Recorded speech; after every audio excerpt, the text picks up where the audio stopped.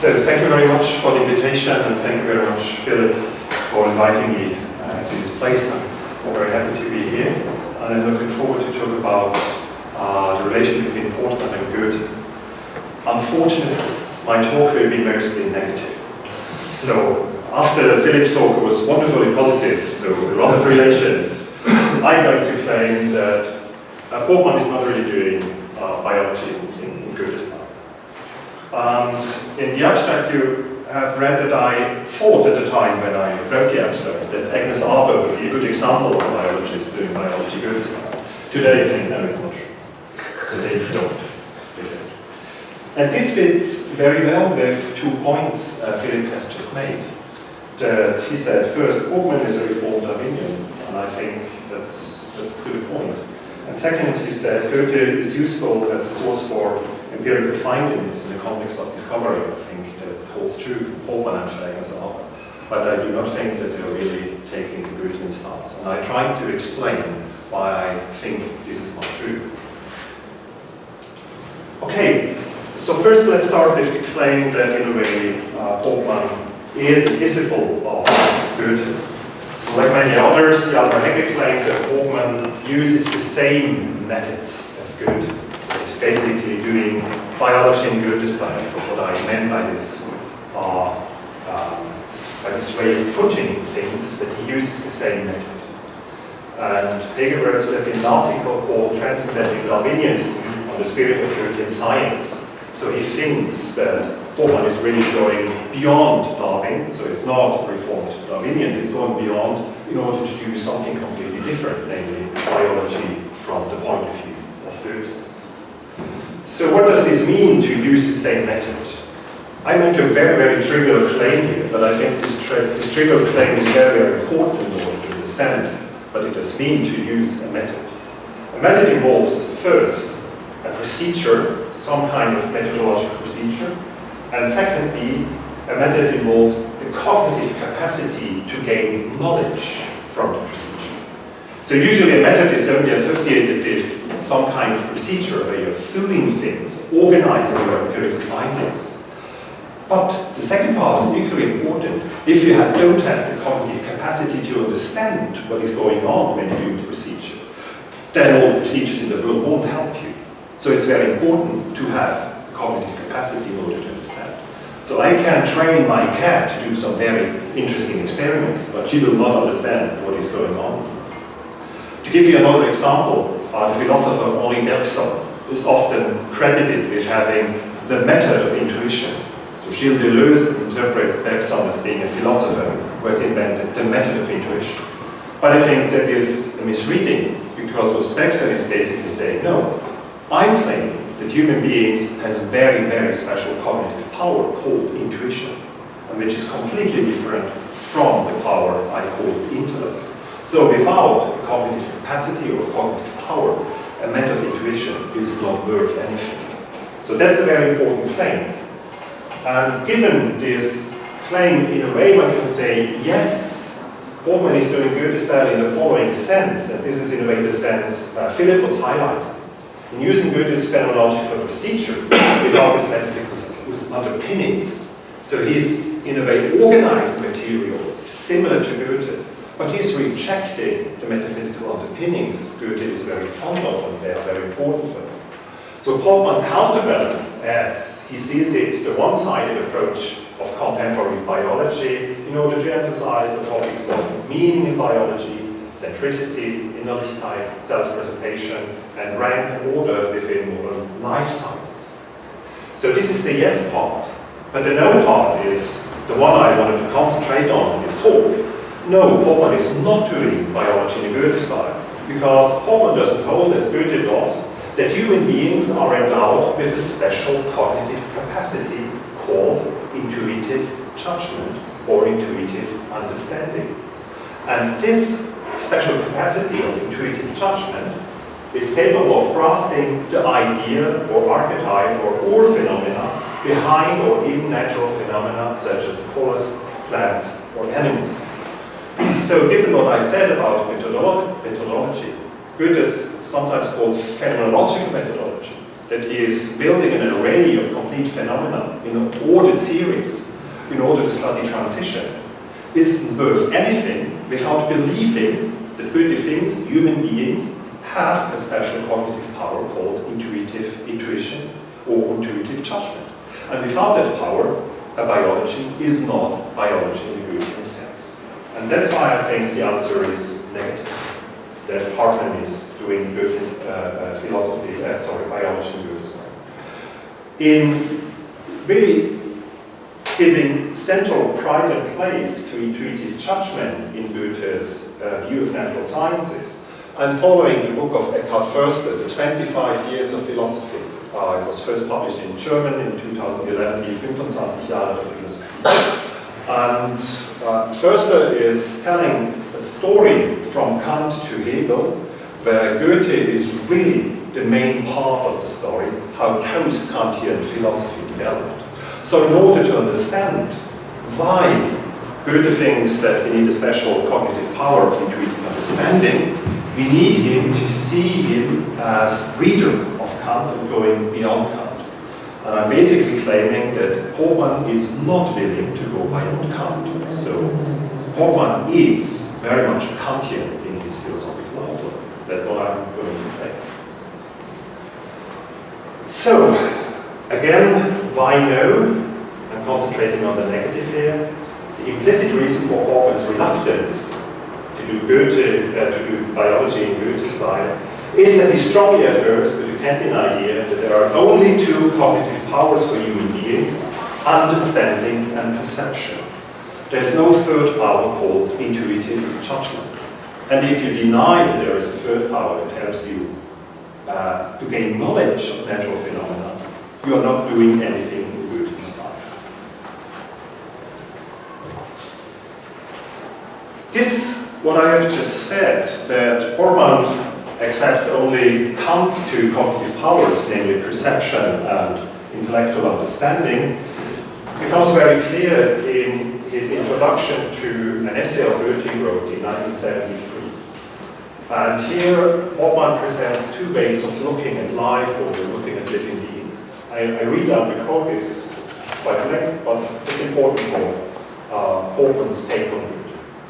So Portmann writes, behind the stage of a theatre, I find all the paraphernalia, the technical underpinnings that make a performance possible. The wind and thunder machines, provisions that make even possible the appearance of ghosts. In front of the stage, completely different rules prevail. Here it is a matter of relationship between human beings. I must know the language. I must grasp the meaning of words and gestures. I must give myself over entirely to the sensory appearance. In contemporary scientific research, the work behind the stage has developed in a powerful and extremely specialized way. For many, the work behind the stage, which represents true research, the actual goal. And yet there are many tasks, e.g. ecology, which require a biologist, an observer of the drama in front of the stage. That which I experienced before the stage is not more correct than that which physiologists, the micrologists, the molecular biologists fathom in his or her study behind the stage of life. Research proceeding from each of the two starting points has meaning.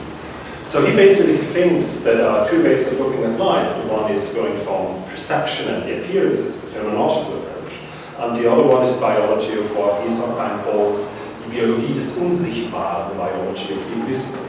But in these two ways of looking at life, there are only two cognitive powers in place, namely the analytical intellect, looking from behind the stage, and perceptual perception in front of stage. There is no third power, intuitive judgment. If there had to be a third power, there would be a third view of the stage, but it's not existing. And now Portmann thinks of Goethe as the one sitting in front of stage. So he thinks of Goethe doing biology, taking the side of looking at the appearances and relying on the power, the cognitive power of perception. And I think that's a complete misreading of Goethe. So in order to say a little bit more why I think something went wrong here if using Goethe, I will change the subject slightly and put to one side Portmann for one moment. And I wanted to give you an example of another use for Goethe in today's biology, meaning using Goethe for typological thinking, for evolutive thinking, the philosophy of biology. I'm not interested here in Devo as such. I just use this as an example to show you how a lot of confusion about Goethe is prevailing in using Goethe in the philosophy of biology. So let's start with this distinction made famous by Ernst Mayr, typological thinking versus population thinking. It's not a clear-cut distinction, but basically something like this. In typological thinking, the variation of life is an epiphenomenon. It's just an expression of a basic unity. So the basic unity of a species is an essence, or an archetype, or a platonic idea, and the manifoldness or the variation of life is just an epiphenomenon, an expression of what is basic unity.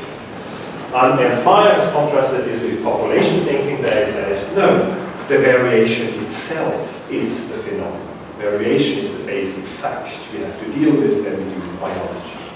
And he thinks that typological thinking is an outdated mode of thinking about life, and population thinking is the up-to-date mode of thinking about life. And there are usually four things that people think are wrong with typological thinking.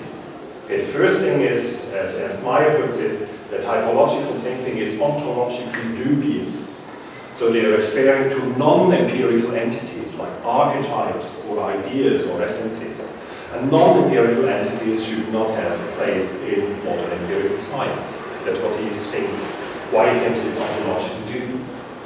Or, as David Hull has put it, the second point, typological thinking is at odds with the fact of evolution. Why? Because types are static. They are static ideas, they do not undergo change in evolution, but evolutionary thinking needs something that undergoes change. It is the property subject of evolution. So that's why typological thinking is at odds with the fact of Darwinian evolution. Third, as Elliot Sober puts it, typological thinking is committed to what he calls the normative natural state model.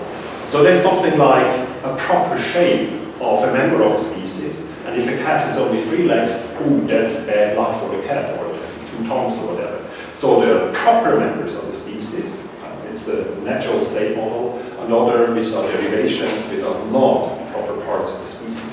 So if you think that a species of animals or plants has an essence, of course those that manifest all the features of the essence are a proper manifestation of the essence, and those that do not are not a proper manifestation of the essence.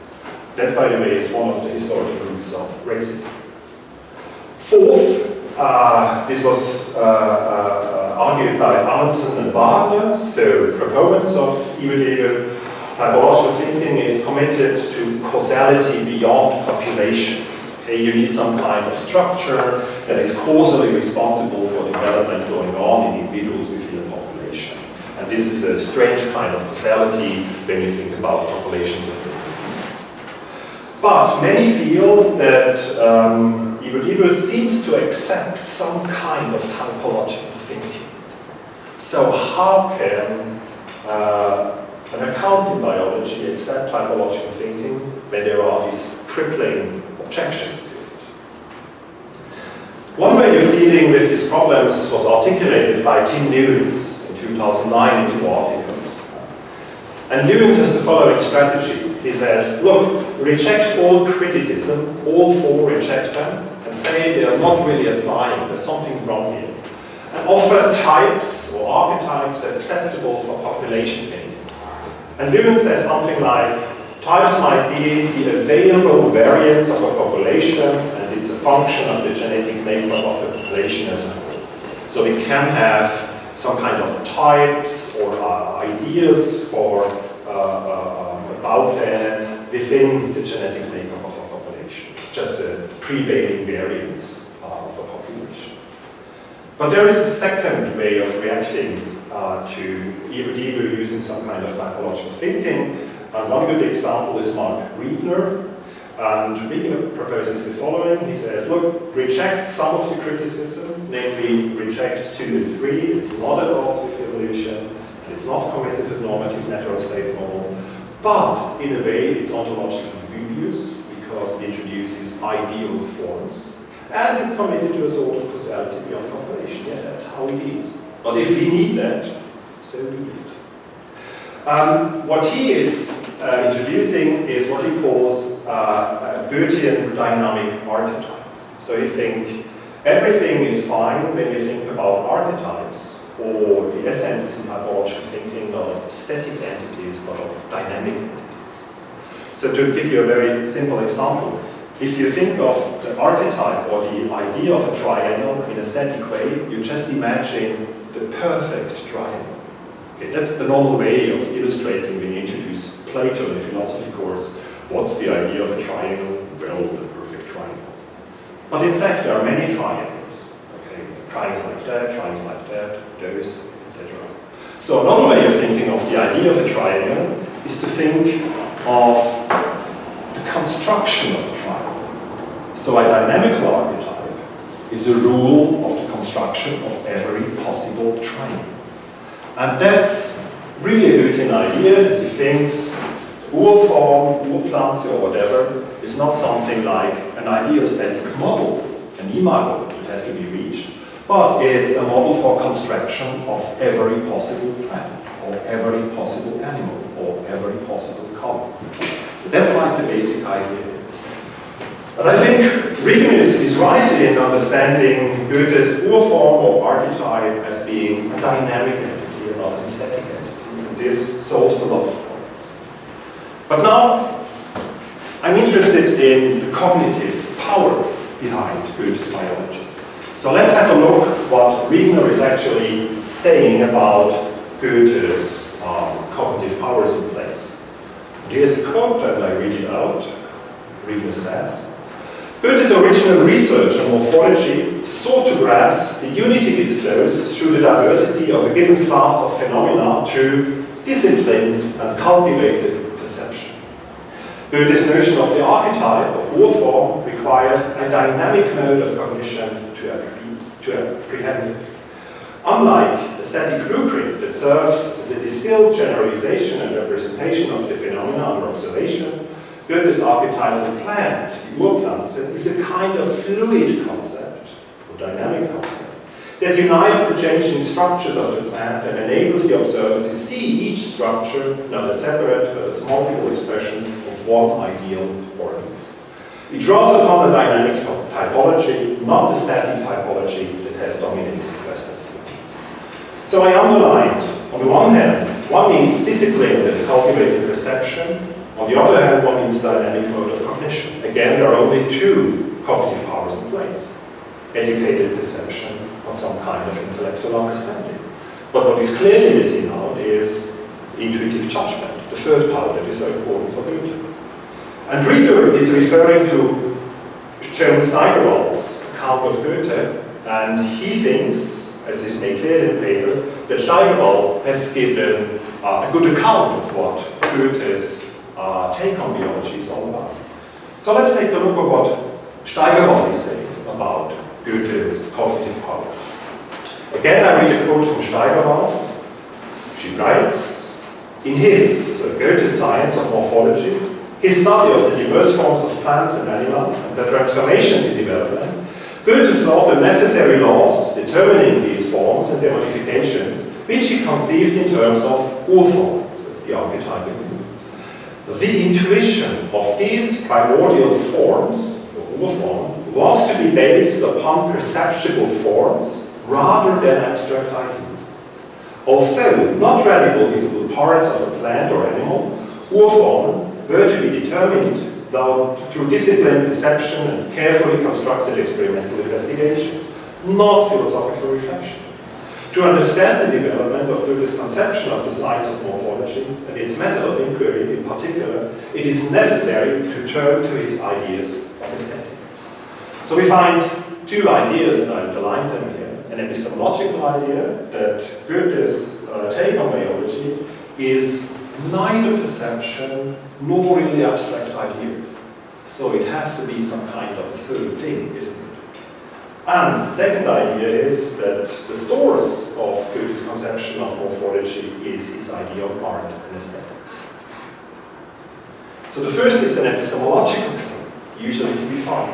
Okay? Urformen or archetypes are objects of intuition and based on perception, yet they are neither given in empirical perception, nor are they abstract ideas or reflective ideas. Something else. But then the question is, so what is intuition? If they are neither perception nor abstract thought, what is intuition? And there is second the source claim. Goethe's theories of art and aesthetics are the source of his scientific epistemology. So what is the real relation between his views on art and aesthetics and his views on natural science? Let's look first at the source claim that aesthetics is the real source of Goethe's epistemology.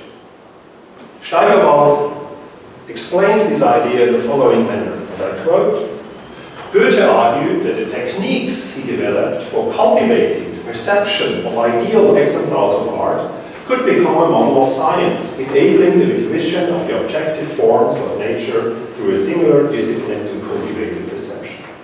So the idea is here that Goethe thought that Greek art is ideal art, and examples of Greek art are ideal examples of art.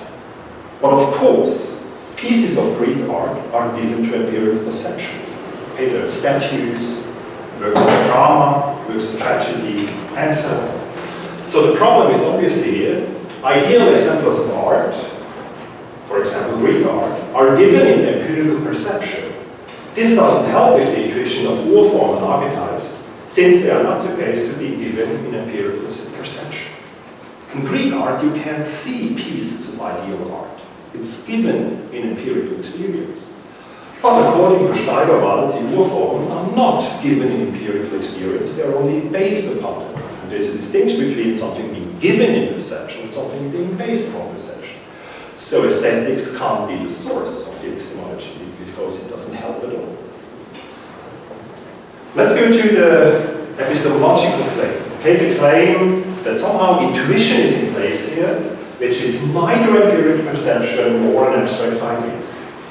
And Steigerwald explains this in the following way, and I quote, primordial forms, archetypes, or phenomena, were depicted by Goethe as general images, Urbilder, abstracted from experience. Through disciplined perception, idealized forms become discerned as the pure phenomena of an intuition in which thought and experience are collapsed into one. So now here the confusion is complete.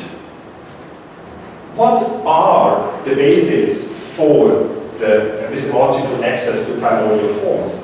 Well, abstract ideas, because they are extracted from experience. But one page before she said it can't be abstract ideas. It would be very bad. And what is intuition? Well, somehow a collapse between thought and experience. So what Steigerwald has is a picture of Goethe having two powers of knowledge, perception and abstract thought. And intuition is just a collapse of these powers. It's just an amalgam, a mishmash. That's philosophically not very satisfying as an account of a collective power. So the problem here obviously is images abstracted from experience or idealized forms are either abstract ideas or reflective ideas. But one page before that she said, it's neither abstractive ideas nor reflective ideas. So this doesn't help with the intuition of urform and archetypes, since they are not supposed to be abstract or reflective ideas. So the root of both problems, the problem with the epistemological claim and with the source claim, is really that idea, this intuition, is a collapse or a mixture of thought and experience. And what is that supposed to be? Of course, you can give a very simple Kantian answer and say, look, all knowledge, according to Kant, is something that is constituted by two sources, namely perception and conceptual thinking. Okay? But if you say this, you have only two powers of knowledge, not three powers of knowledge. And Steigerwald is gesturing towards a third power, but she only comes to the point where she says it's the collapse of two powers. So, let's have a look at Kant in order to understand why one would be thinking that one needs a third power. Okay? So according to Kant, there are only two stems of knowledge, or sources of knowledge, that are independent from each other.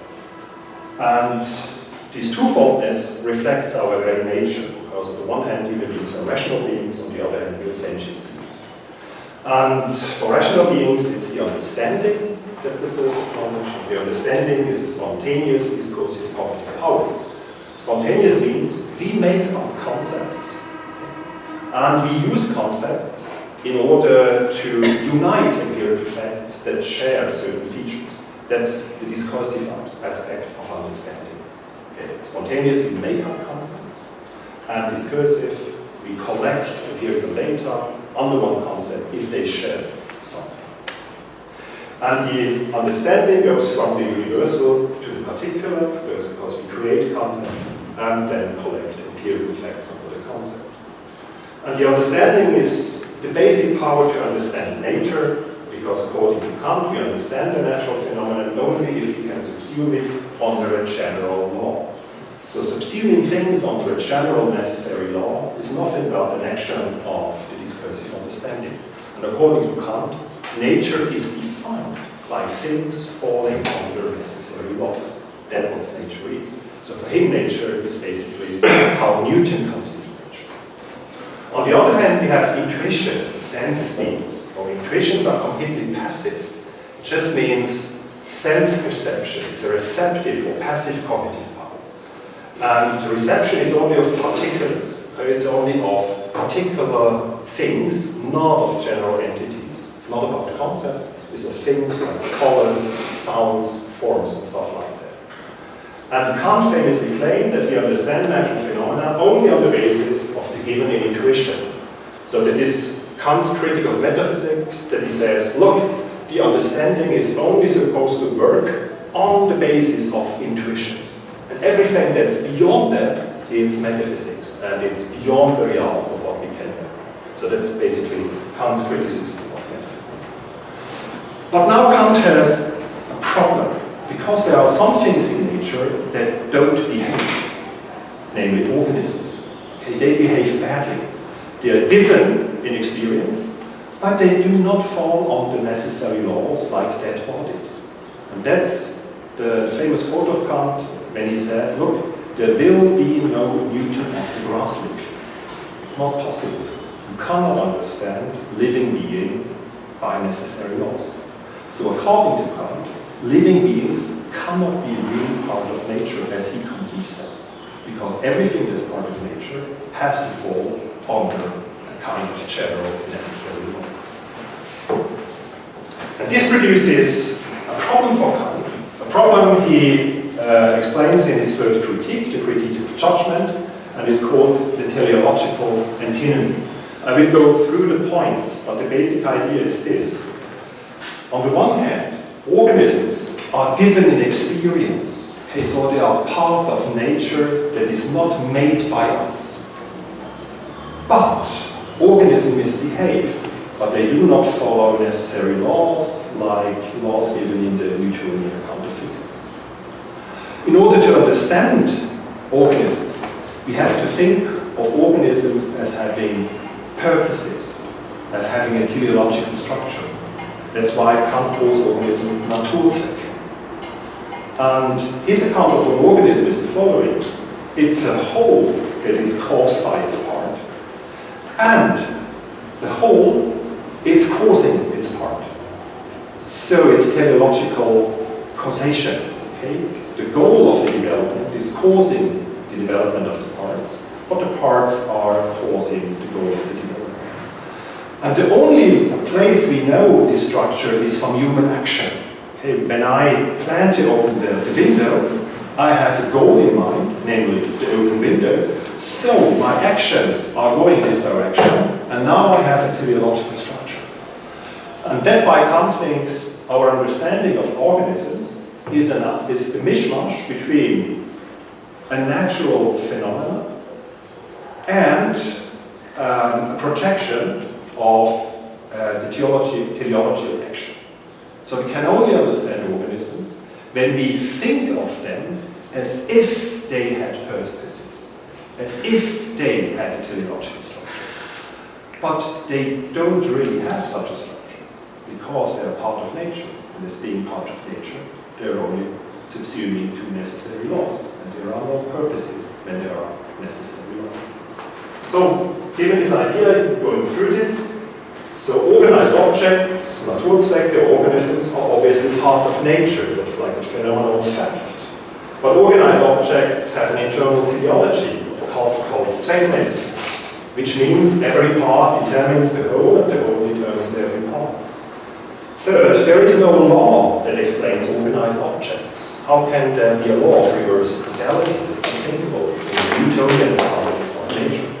Fourth, moreover, teleology is only known from rational purposes, e.g. from human actions. Okay, our actions are teleological structure, but not blind nature. Fifth, thus the concept of teleology or purpose is necessary to understand organized objects in nature, yet it does not pertain to the determination of the organized objects themselves.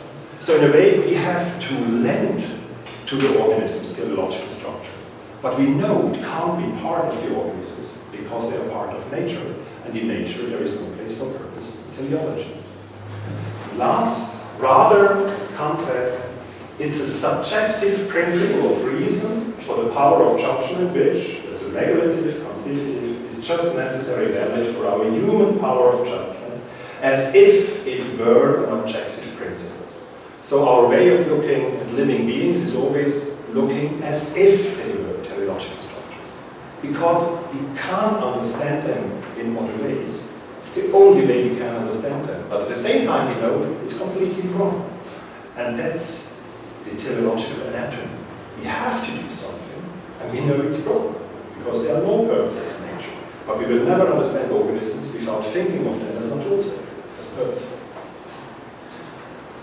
So the upshot, natural organisms are guided by blind necessity, laws of nature, yet at the same time exhibit contingent purposefulness or teleology, which is a contradiction for the human mind. It's only a contradiction for us. It might not be a contradiction for a divine mind. And this is a very important thought. Because in order to solve the anatomy of teleology, Kant has to think of a mind for which the existence of organisms is not a problem. Okay, for us it's a problem because our minds can understand nature only as being subsumed to the blind forces of necessary laws. But in order to understand organisms, we have to understand them as purposeful beings with internal teleology. So that's a problem for our understanding of nature. But we solve the anatomy if we can think of a mind that is capable of understanding organisms without this contradiction. And that's why Kant, in the last part of the Further Critique, envisions the possibility of another mind, and usually thinks of the divine mind or infinite mind. And there are two more powers. The one power is intellectual intuition, and the third power, intuitive understanding or intuitive judgment. Intellectual intuition is a cognitive power in which possibility, thinking, and actuality being coincide. So that's like the magic power of God. If he thinks of something, it becomes real. Okay, so there is no wishful thinking for God. When he thinks of something, let's create a world, pop, there is it. So there is no gap between thinking and being. And that's what is called intellectual intuition in the tradition. If you intuited something in your intellect, and you have the power of intellectual intuition, it ipso facto comes into being. We have this power in a very small way. So if you fantasize something, it comes into being as a fantasy. That's a very small creative power. And intuitive understanding is a cognitive power which goes from the intuition of the whole to its parts, and thus perceives no contingency in the way parts are determined by the whole. So the intuitive understanding has a perceptual grasp of the idea of living beings, and can understand the parts from the whole, and the whole from the parts. So for an intuitive understanding, there is no conflict between blind necessity in nature and purposefulness, because it can intuitively grasped by intuitive understanding, the archetype that is constitutive for all living beings, parts of living beings. But according to Kant, the possibility of intuitive understanding grants the possibility of organized objects with internal teleology. Namely, every part determines the whole and the whole determines every part. But both cognitive powers reach beyond appearances, the thing in itself, and are not available for finite beings. Okay, so the last sentence is very important. These powers are not available for finite beings, they are only available for infinite beings. And in infinite beings, possibility and actuality, there is no gap between them. That's what infinite being means. Okay, there's no gap between thinking and being. But what is more important, the cognitive powers reach beyond appearances. So if someone has the cognitive powers of intellectual intuition and intuitive understanding, you really can have knowledge of things in themselves. These powers would be the metaphysical powers of knowledge. But Kant's two powers, perception and understanding, are tied to appearances. The famous idea of Kant, all we can see is just appearances. We cannot have knowledge of things in themselves because we are limited to two cognitive powers. But the additional two powers have access to things in themselves because the intuitive intellect creates the things, so he has to know them, and the intuitive understanding knows the very ideas of the things in themselves. So these are the four cognitive powers. Okay, you can structure it like this. The one distinction between receptivity and spontaneity. Receptivity, something is given to you. Spontaneity, you create something. Intuitive, it's going to particulars. And discursive, it's going to the general.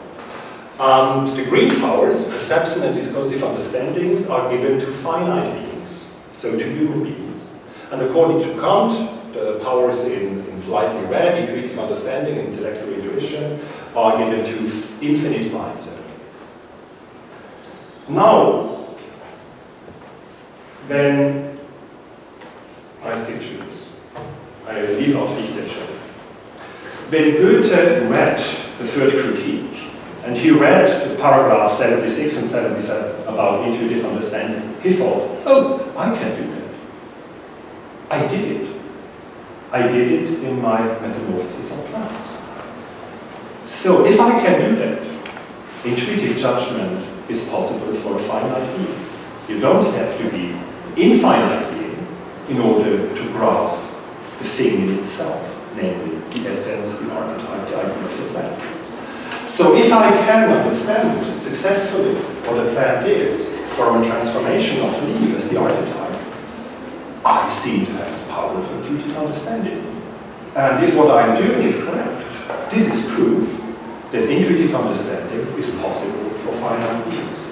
So that's basically Goethe's big enlightenment when he read the third critique.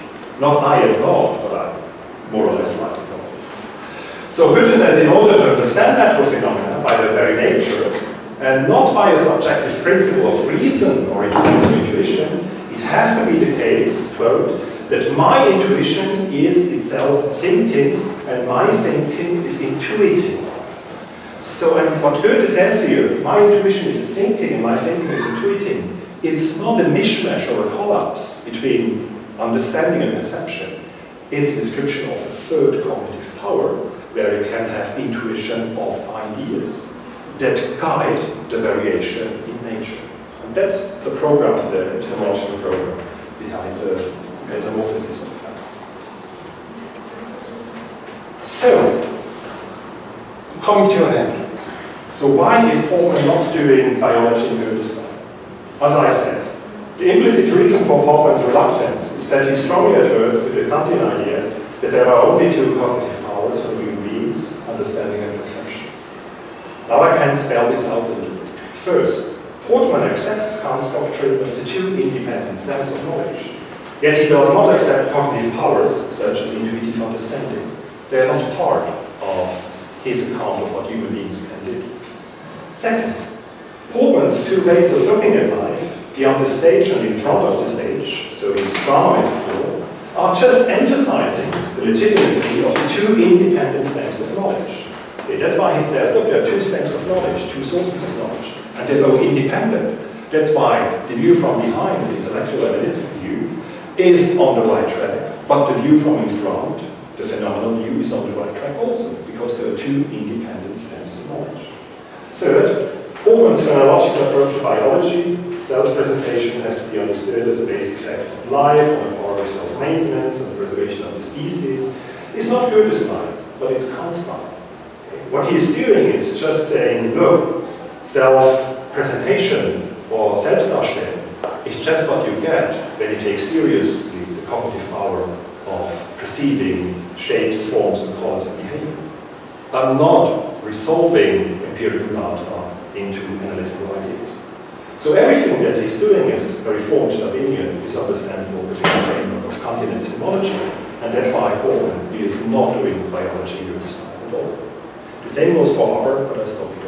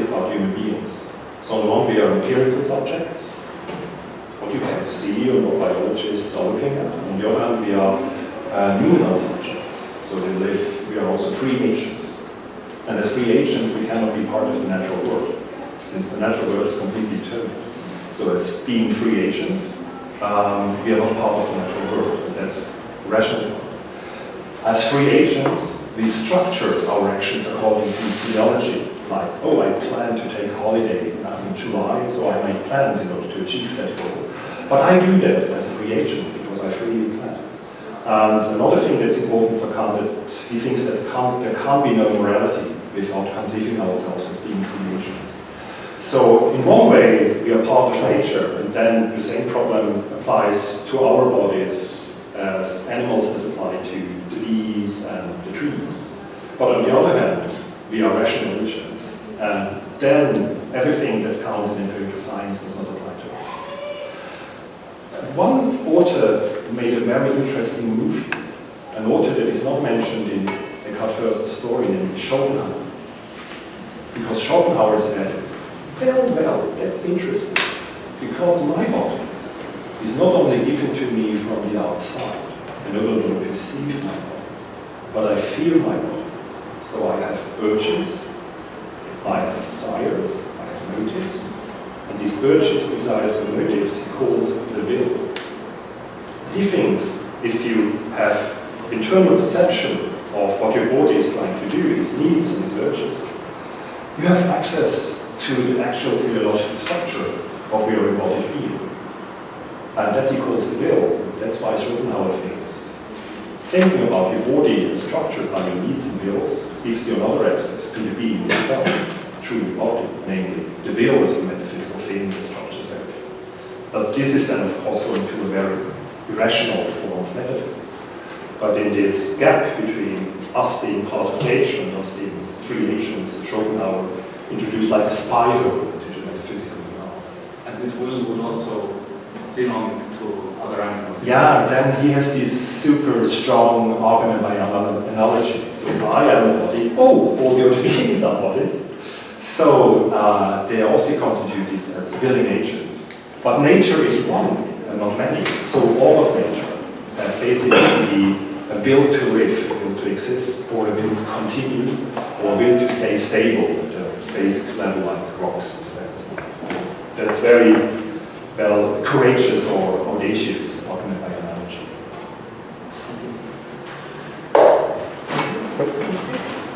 Thank you, Markus. It was really extremely rich talk. So I'm not sure if I understood. You mentioned several scholars and Max Wiener among them. He actually visited my former department. So we are in some controversy. But so do you think his analysis of Goethe's morphology, science, whatever we call it, is the correct one? Not of the science itself, the method, because he doesn't say a lot of it in his article. Yeah. But I think he's correct about what a Goethe archetype or Urform is supposed to be, by this idea of giving it a dynamicity. But he is wrong about the epistemological underpinnings of the whole project. Okay. So he claims positively Goethe, and Portmann, actually, to my knowledge, also in all of his writings make only positive explanation of Goethe, if I'm not mistaken. So Again, I'm not sure whether I understood. So that Portmann makes only positive claims about Goethe. About Goethe? No, not in the sense that. So he makes negative claims in the sense as Arber does. But he says, look, even in Goethe's times, it was clear that the leaf could not be the original idea. So even in Goethe's times, there has been this alternative idea that the Urform and morphology has to be the shoot or the partial shoot. This is actually a thing, and Agnes Arber was the other. So both Arber and Portmann see Goethe as a figure within the history of science.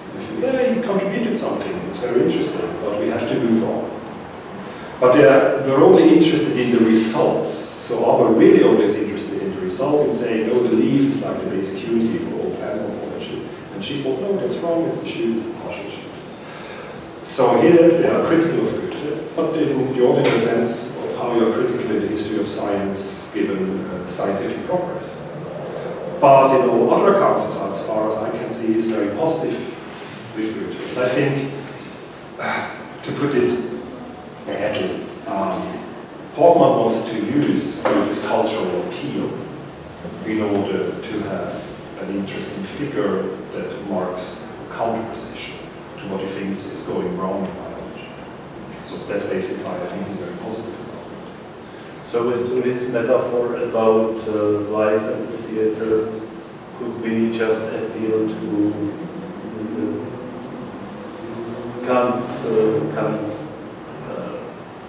notion of perception and this and that Goethe is really like focused on this style of doing science. I think he really is reducing Goethe to like one side. I think the very same thing is done by Arber, and she says, look, in the 20th century there is this school of Wilhelm Troll, and they are taking botanical morphology decisively from the point of view of perception. That's basically Goethe's idea.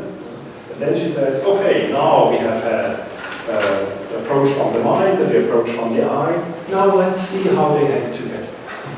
And then she's producing a lot of Kantian ideas. They hang together as intuition and understanding in the classical Kantian way. But she reduces Goethe as well to Anschauung in the sense of intuition of the idea in a singular empirical particular. And I think that's completely wrong about what Goethe is doing.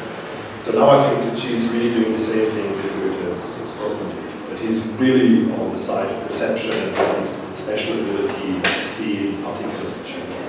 But they're missing the other parts, namely that Goethe claims that human beings have special cognitive power. They need to cultivate this special cognitive power. It's very parallel to Bergson.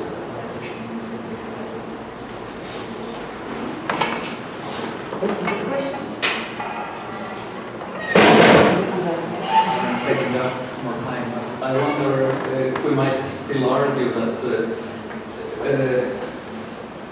given that your argument is true, for example, about Portmann's concepts and their kind of philosophical implications, it's still possible that the way Portmann constructed his own concept as a practicing biologist, which was actually his, of course, main concern in very many areas, as also Philip already pointed out, in the way that he constructed some of his more scientific concepts, perhaps he was still quite close to Goethe and more distant in comparison to the empirical science. I'm not really sure about that, because basically, so according to the account of Goethe, I'm not defending him. I'm taking it as the right account. I'm not really defending it why it's the right account. The idea is something like this: you have like the subject, okay, and you have like let's say empirical objects. And there is this relation here, and it's only this relation. It's a dual relation. And concepts are construction by the subject in order to subsume different empirical particulars under one roof.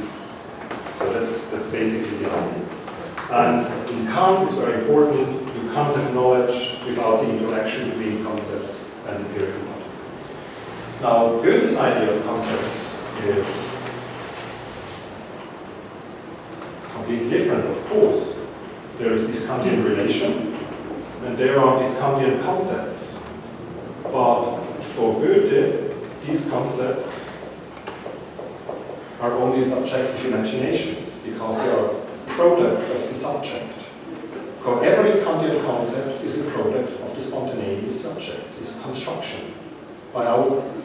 And Goethe thinks if the concepts you need in order to understand nature are your own constructions, this is a very subjective approach to nature. And one thing Goethe is famous for, you need an objective account of nature. So he thinks, in order to have an objective account of nature, there has to be Urformen or archetypes. And according to Goethe, these are the real concepts. So concepts exist independent of our thinking. If concepts are dependent of our thinking, all concepts are subjective construction. And now the idea is that empirical nature is expressive of these Urformen, and we pertain in these Urformen. And if both of these happens, then we have objective knowledge of nature. But I do not think that Portmann has this idea. So I find no clue that it really has this strong metaphysical idea. I'm not claiming this is like true or completely, oh yes, that's how the world is. I'm just claiming if you're doing biology Goethe-style, that's the picture of knowledge that you have to have. And I don't think that Portmann has it in any way. It's a strongly Platonic picture, basically. But I would think he had a way of, let's say, typological thinking expressed in certain ways. And this is, of course, perhaps insufficient to bring him closer to Goethe, even if we give it this typology a more evolutionary and dynamic character. But in itself, it's perhaps understandable why this appeal of Goethean thinking comes immediately to the foreground if we start to think about typology, but not in a static manner, but in a dynamic manner. And of course, Portmann wasn't a philosopher, so he couldn't perhaps have articulated this sort of ideas as you have. What he was doing, I think he was trying to, in a way, to mimic Goethe's practice as an observer. I think you're perfectly right about this. That he's really trying to produce an amalgam of what Goethe is doing. But if there is any positive point of my more or less negative talk is, it looks like a Goethean archetype. but it isn't. And this gives us the task of looking closely to what is Portmann actually referring when he's referring to structures or ideas or whatever.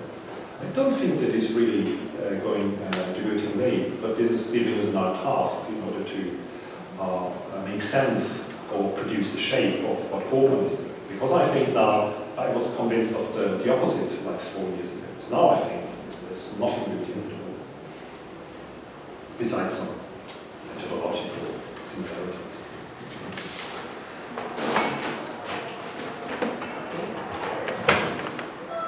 Thank you for your speech, and now we can invite you for lunch. Thank you for your patience.